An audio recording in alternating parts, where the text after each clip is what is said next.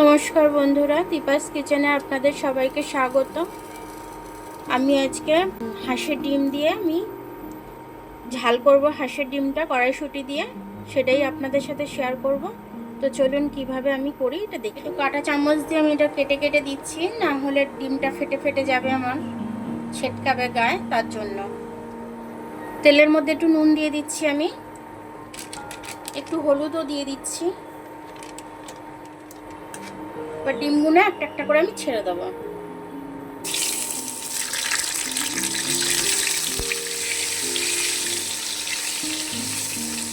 এইভাবে ডিমগুলো আমি সব কটা ভেজে নেব ভালোভাবে, লাল লাল করে। একটু ডিমটা আমার লাল লাল করে ভাজা হয়ে গেছে, আমি এবার তুলে নেব। এর থেকে আর বেশি লাল করব না। এখানে আমি পেঁয়াজ কেটে রেখেছি, পেঁয়াজটা আমি দিয়ে দেব। আর এখানে রসুন, আদা, লঙ্কাটা আমি কেটে নিয়েছি। আর এখানে টমেটো নিয়ে নিয়েছি। আর এখানে বাটি করে আমি কড়াইশুঁটি নিয়ে নিয়েছি। কড়াইশুঁটি দিয়ে আমি অ্যাকচুয়ালি হাঁসের ডিমের ঝালটা করব, আমি গ্রেভিটা বানাবো।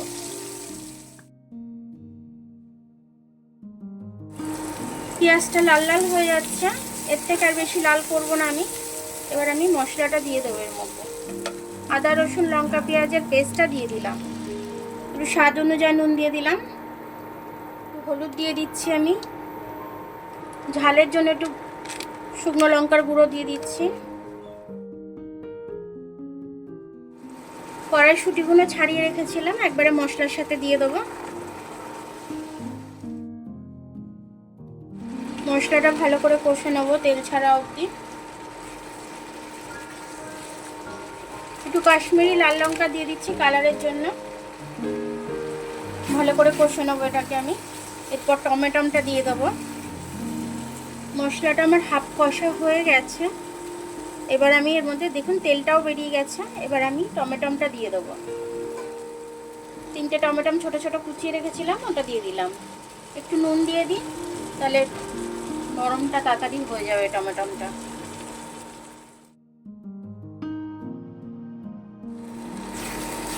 মশলাটা ভালো করে কষে নিয়েছি আমি, তেল ছেড়ে দিয়েছে।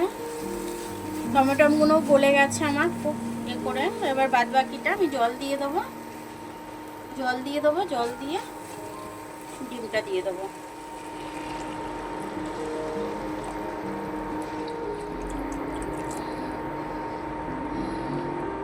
ডিমটা দিয়ে দিচ্ছি, হাঁসের ডিম।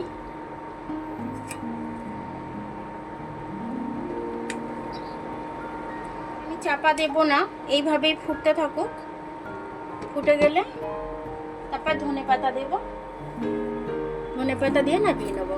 ডিমের গ্রেভিটা আমার হয়ে গেছে, আমি এবার ধনেপাতা দিয়ে দেবো। হাঁসের ডিমটা তো গরমকালে খাই না, শীতকালেই খাই, ওই জন্য শীতকালেই একবার মটরশুঁটি দিয়ে করলাম। আমি ওপর দিয়ে একটু ধনেপাতা দিয়ে দেবো।